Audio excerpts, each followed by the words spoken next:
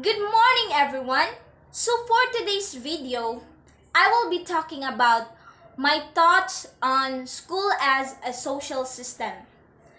The school as a social system represent one part of the human habitat of students, teachers, special service personnel, and administrators. It is created and controlled for the purpose of enabling young people to become more effective in the situations in which they must participate. The school as a social system can be studied in terms of its structural aspect, its dynamics, and its cultural patterns and contents, especially as those pertain to the problem of internal consistency and the kinds of value standards employed in making individual and group decisions. So here is a social system model for school. The environment is everything outside the school internal system. Some important inputs from environment are the human and capital resources, board policy, and etc.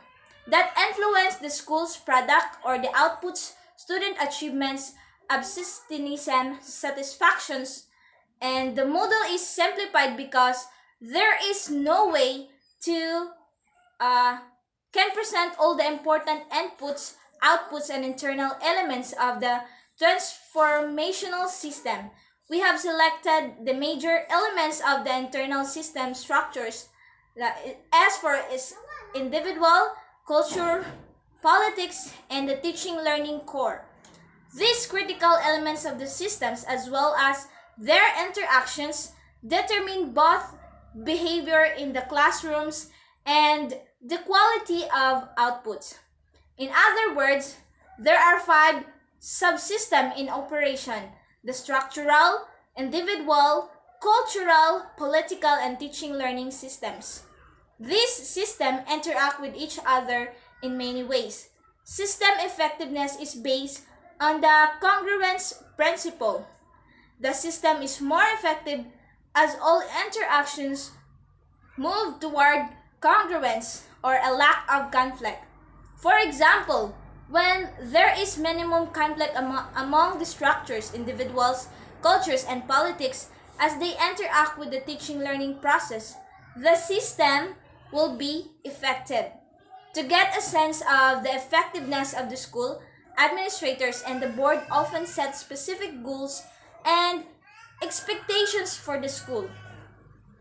The school is ineffective to the extent that actual outcomes are consistent with expected ones. As a result, for the school to be effective, the individual must feel like an integral part of the whole.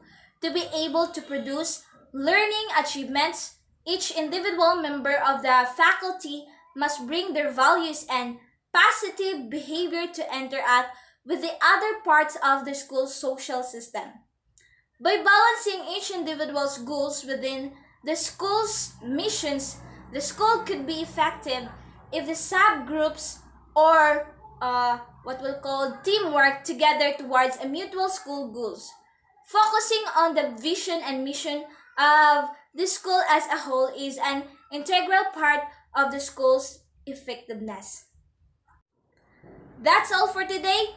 Thank you and God bless.